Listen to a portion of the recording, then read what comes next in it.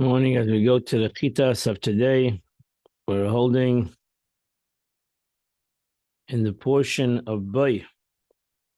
We're holding in the second part, the second part of the portion of Bay, in the chapter 10, verse number 12 in the Parsha. Reach out your hand, I'll let it Mitzrayim in the land of Egypt. Ba'arba and locusts, Vayalas Eretz Mitzrayim, and it'll come upon the land of Egypt. V'yecholas kol esav ha'aretz, it'll eat all the vegetation of the land. V'skol asher hishid la'bara, and anything that the hail left over. Now she says, Be'arba b'shvil makasar, because of the plague of the locusts. V'yei Moshe's mateo al Eretz Mitzrayim, Moshe Rabbeinu reached, stretched out his staff over the land of Egypt. Hashem nig ruach kodim, and the Eibishter brought an east wind. But it's in the land kolayemahu all that day, v'chalalayla in all the evening, all the night. Abeker hoya, and the morning came. V'ruach hakodim nosas arba, and the east wind brought the locusts. Now she says the east wind bore the locusts because the east wind came opposite it. The Egyptians in the southwest of Israel, as explained elsewhere. And the Arba, the locust, ascended upon the land of Egypt. And it landed on the borders of Egypt. It was so big and so tense. It was never such a plague before of locusts. It would never be like that again. Now she says, later we find in the story of the prophets that the locust plague that took place in the days of Yoel, about which it says, and like which never has seen. So when was never seen? The times of Yoel or times of Egypt, which we learned that it was more severe than that of the plague of the days of Moshe, mainly because it was one composed of many species of locusts, and they were together: Arbe, Yelek, Chasil, and Gazam. So, but the local locust plague of Moshe consists of one species, which was Arbe, and it equal never seen again that one species of locust came upon the land on one land at one time. Chasis kolein audits, and it covered the eye of the land. And the earth became darkened. And it ate the vegetation of the land. It's called Priya ate in all the earth of the trees. Ashahisra bored, which was left over of the hail. There was not any trees and vegetation left in the whole land of Egypt. Verse 16, and Pharaoh hastened to summon Moshe, and he said, I've sinned to God. And to you. And forgive me this time. And pray to God, and pray to God to remove this death.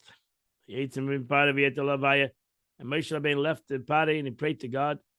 And the Abish reversed a very strong west wind.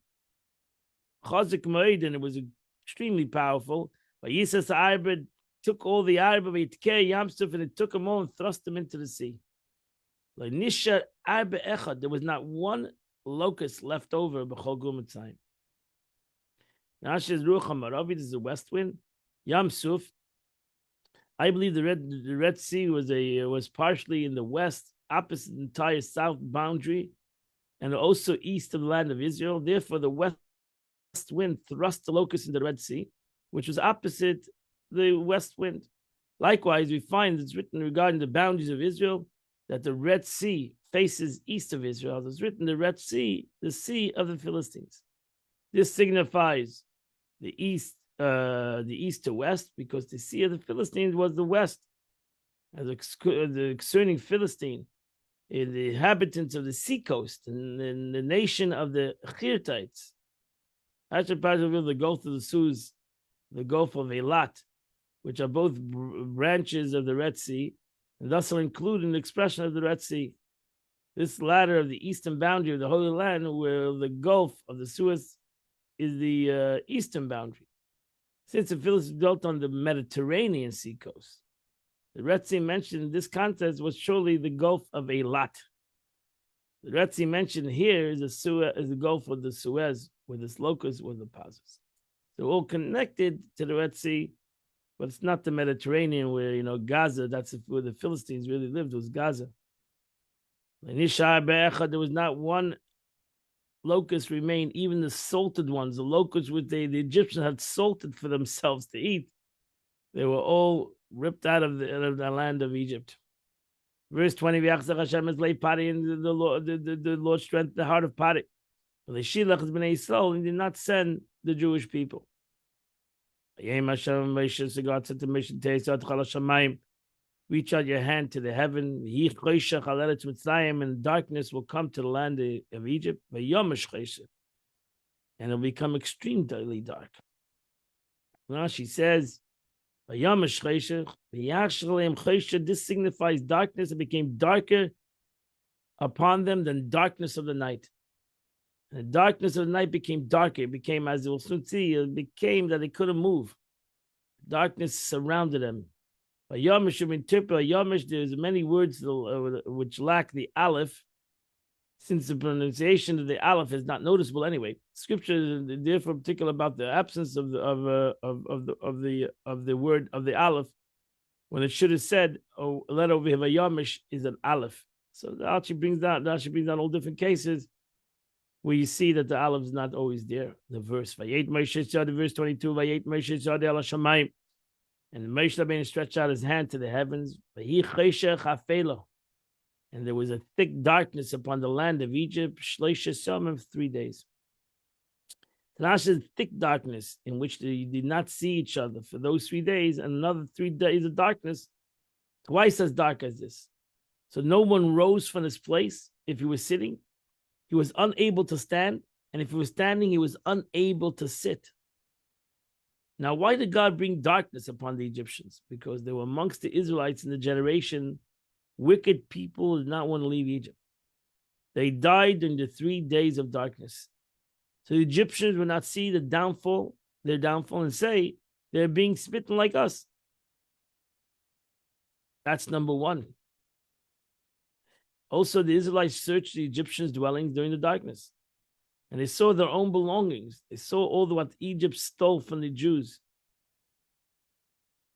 And that's why there was a 3 days of darkness, because that was the last plague before the plague of death. When they were leaving when they're leaving Egypt, they asked for their things back. And the Egyptians said, we have nothing. And the Jews said, we saw it in your house. And we'll tell you exactly where it is. The tirade of days, groups of 3 consecutive days. The first 3 days and the second 3 days. This is a long Rashi. We already mentioned the previous Rashi. They did not see each other. And no one rose from his place. For 3 days. For 3 days, the first 3 days, they couldn't see each other. The second 3 days, they couldn't move from where they were sitting or standing. But to the Jewish people, there was light in their dwellings. That completes the Chumash for today. Now we go to the Tanya of the day. We're holding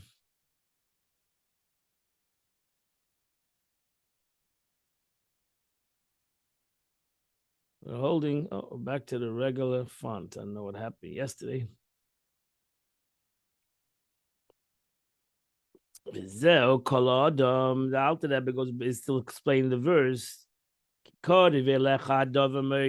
This thing is very close to you. The ficha in your mouth, ubelvavcha in your heart. La say to do. The Alter Rebbe this Torah study and fulfillment of mitzvahs is the purpose of man. Because it's written, I command you these mitzvahs that you should do them today. This day, referring specifically to this world of physical action. That's why we're here. We're here to do action. Well, the Rebbe points out that the main objective of commandments to love God lies not in the love itself. We all love God. Everybody has a status. So we all love God. So what do we need to do anything? We love God. If love is the most important thing, so then why you need to do anything else? Does love God? But it's practical and wholehearted fulfillment of commandments. It's love that brings to action. And that is motivated by this love. For the main thing is the will of action. And tomorrow you'll receive reward. I said the whole verse says, today is the day of action, tomorrow is to receive reward. So in the afterlife, you worry about the reward. Don't worry about reward so much. Don't look for reward so much, because that reward is afterlife. Nobody wants we want to live. So don't rush for rewards. The time for reward, as explained elsewhere. Hence, a true love of God, which is in itself partial reward for one serving Him, is not important in this life as the actual performance of mitzvahs, which can be generated even by a love which remains hidden in the heart. That's the most important thing. Stop looking for true love. Start looking for true action. Because that's the most important thing. The most important thing in this world is action. This then is what is the love referred to in the verse. For this thing is very near to you, in your mouth and your heart, that you may do it. And even though it's it's a hidden love, but the most important thing is the action. So what's important now? We try to generate love and do no action, or we don't generate so much love and we do more action. That's what the Mishnah says. Talk a little bit, feel a little bit, do a lot, do more. The love, so that's the meaning. The love which through it may not find overt expression in the heart is yet sufficient to motivate the performance of mitzvahs and within the reach of every Jew. So that's what we're looking for. We're not looking for, if you're going to create a true love or you're not going to create a true love. What's important is, what are you going to do about it? How does this love motivate one to perform the commandments? This the Alter Rebbe now goes on to explain the mind by virtue is inherent nature, is master over the left part of the heart, the seat of the animal soul. When comes one's mundane desire and evil thoughts, and over the mouth and other bodily organs, which are instruments of action. Hence, by having in his mind at least a love of God, Alter Rebbe expresses something which you learn in Tanya, the concept of love in the head, in the brain. There's two aspects of love. There's a true love when a person feels it in his life. When you have a true love to something, that really comes from the heart. But then there's a concept of love in the brain, that we think of love. We imagine a love. It's in our mind. We might not feel it. We should be able to understand these two kinds of love. That do we truly love something with our heart? Do we truly love somebody else with our heart? Or it's in our mind that we have created this love and imagination. The simple analogy, like a child, a person has a true ava to his child.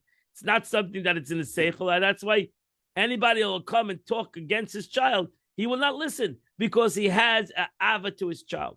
And he cannot hear any negative things about his child. He just cannot hear. Even he knows about it, he doesn't want to hear about it, because he has an ava to his child.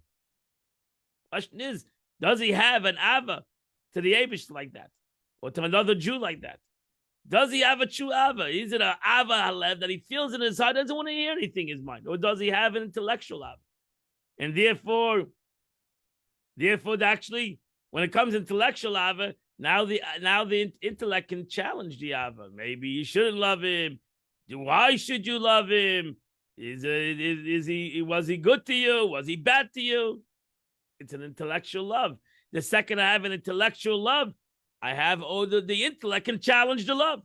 When I have a true ava for my heart, Kiddush Be'esh, as it's brought in Tanya, that I have a true love, I don't want to hear anything. Even if something comes to me, I push it away because I have ava. That's real love.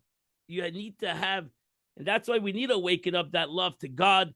We need to waken up love to the Jew, because if not, it's going to be intellectual love.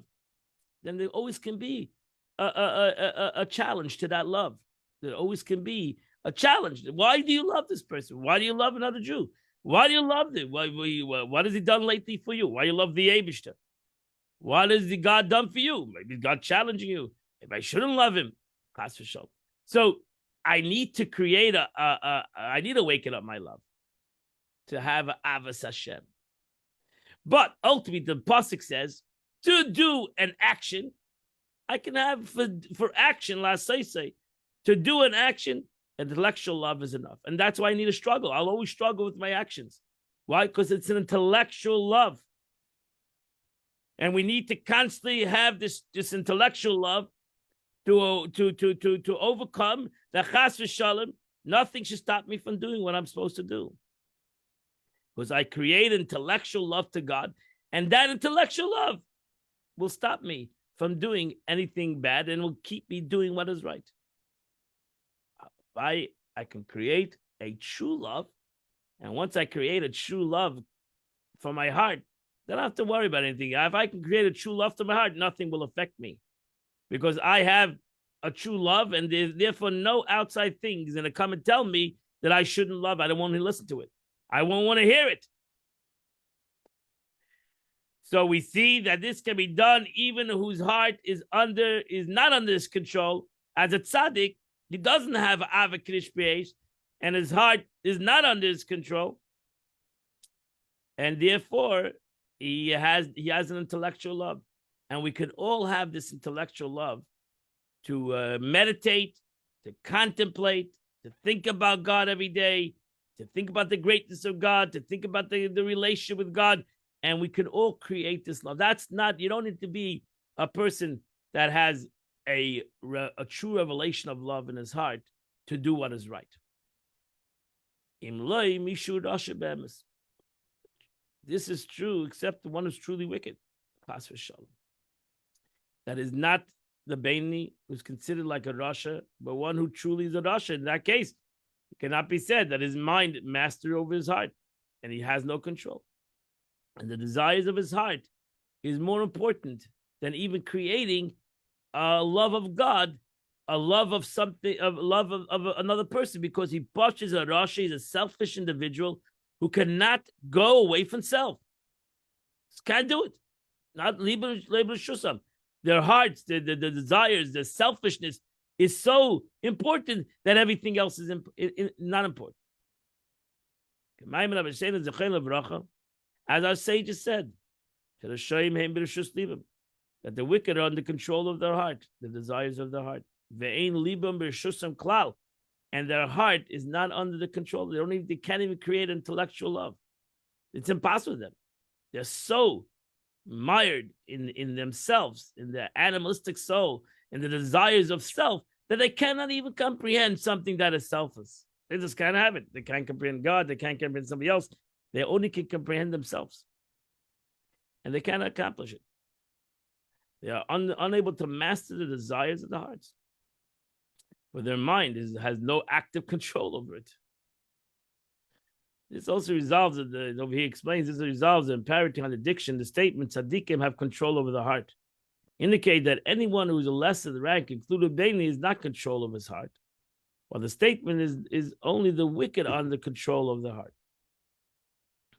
Implies that only one outside the category of Rasha, even a Baini, is in control of the heart. How do you put the two things together? Where then does the Baini actually stand?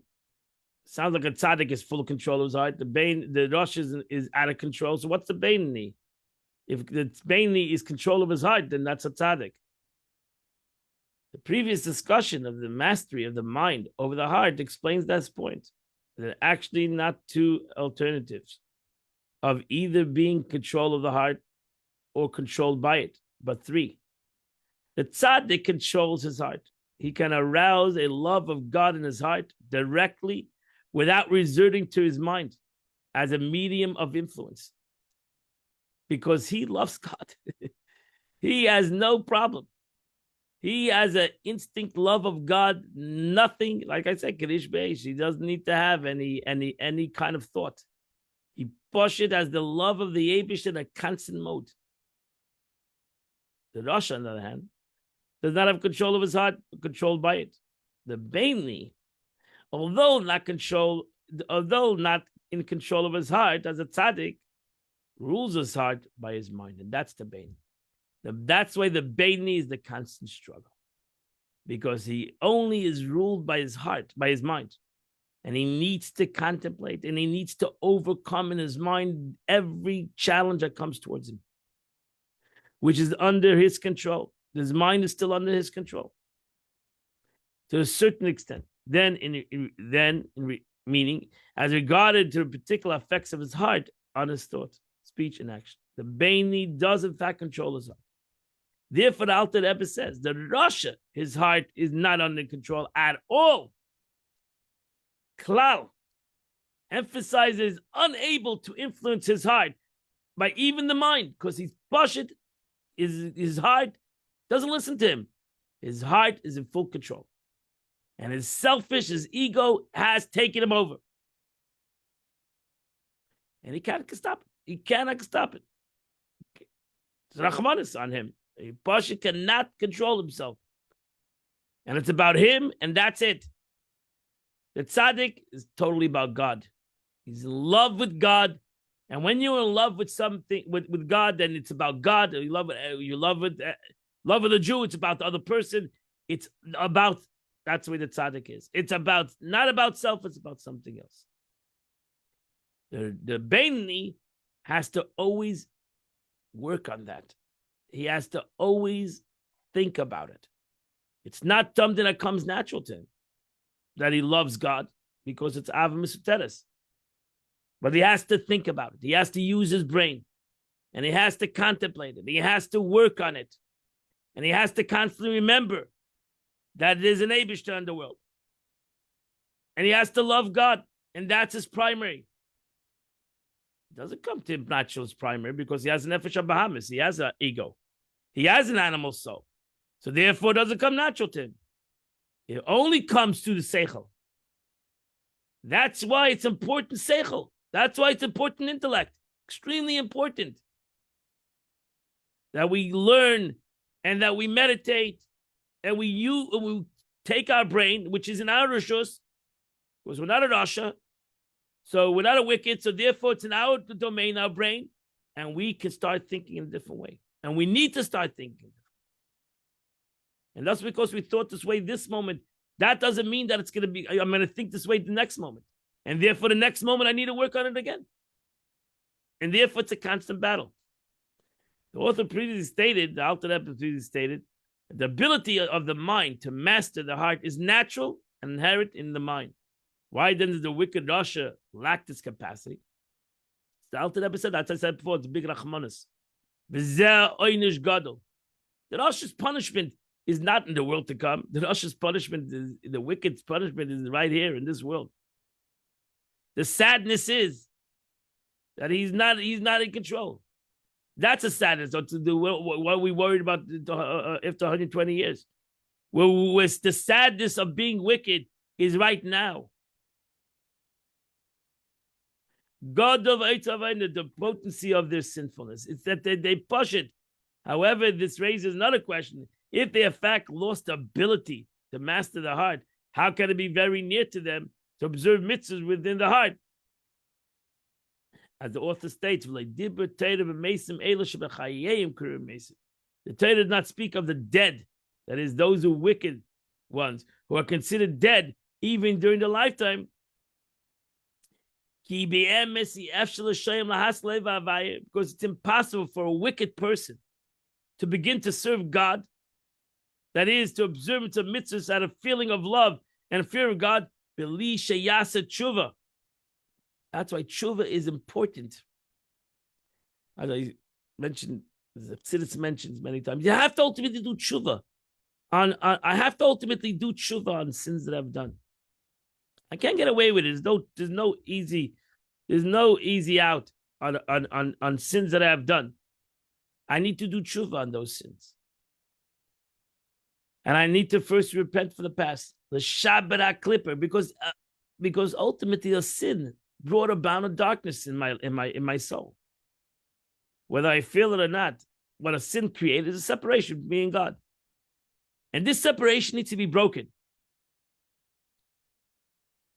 The Shabbat Clipper, in order to shatter clippers, which is created by my sin, which form is a sunder curtain and an iron wall. It interposes between them and the Father in heaven. So therefore, that's why it's dead. It's separated from true life. That's why it's called dead. Not that they're dead physically, it's dead spiritually. Chassidus asked the question: is death spiritual? Who says death physically is worse than death spiritually? So this death, that this sin is separating me from God, that's a concept of death. And I need to break this mechitza, this division, this divider. When it's made out of basil, some of these dividers are made out of iron, the iron wall. That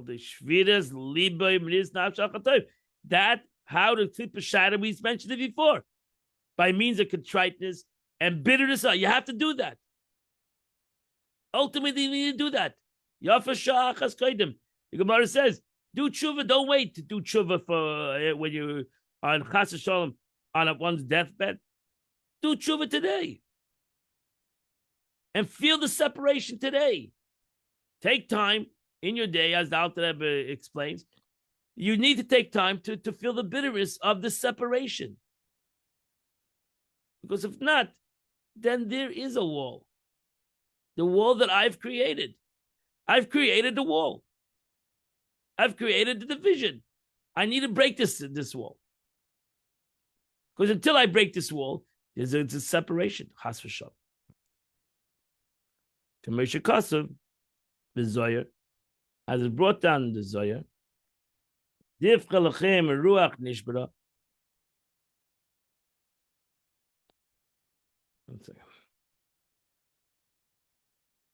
That the Zohar says the sacrifices to the Almighty God are a broken spirit, a broken, contrite heart.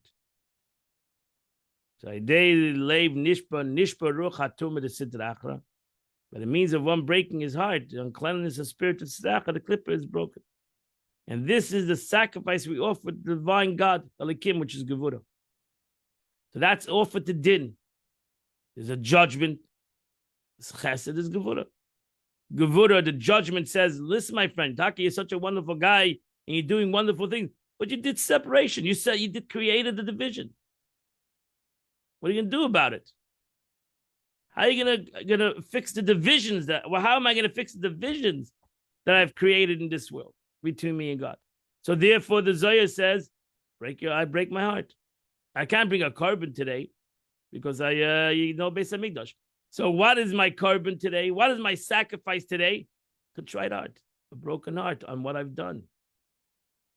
But why do I have a broken heart of what I've done? Because I love God. Because I have a love of the Eibishter. I have a broken heart of what I've done to him. So when speaking of sacrifice, the law pertaining to them, the Torah mentions only the divine name Havaya, as often repeated phrase described as a sacrifice, appealing a fragrance to Havaya. No mention is made of the sacrifice, the divine name Elikim. What, asked the Zohar, does it constitute sacrifice to that name? What's to the name of Elikim? What's always Havaya? Because that's a sacrifice to come close to God. Is Shem Havaya, is Chesed, is to come close to God as a sacrifice. The Eibush says, it's a pleasing smell to me. You become close to me. The Zohar says, interprets the previous quoted verse as an answer to this question. The sacrifice to Elikim. What is the sacrifice to Gevurah? To the Din, to judgment by God, is a broken heart. Is a spirit of Sitra Achra. You need both. So you need Avas Hashem to want to come close to God. And you need to have Yiras Hashem to break that separated myself from God. And that's why tshuva is even to everybody, even to a Rasha, God forbid, even to the issues that I have within myself, that I have certain Avedas, I need to break. So this for the Beinoni. The Beinoni cannot become a Beinoni. As we learned in Tanya, you can't become a Beinoni until you get rid of my Avedas, until I get rid of my Avedas, my sins, until I get rid of my separations. How can I become a Beinoni to have true mind over matter, and that my mind will elevate my emotions when I've tainted it, and I need to get the cloud of taint off of the situation, and I need to break the separation. So that's what the Zoya says. Truth is, every carbon, every sacrifice, the concept of love is a concept of connection. But that's why it mentions the Shem Yutke Vavke, which is Chesed. Then there's a pasuk Zivcha Elokim Ruach Nishbar. Zivcha Elokim, over here we use the name Elokim, because over here we're trying to break. We're trying to not only connect to God, we're trying to break that separated me from God. How do I break those things that separated me from God? Because if I can't have a true love of God, if I don't break these separation, and that is done by a Ruach Nishbara. That's done by a broken spirit.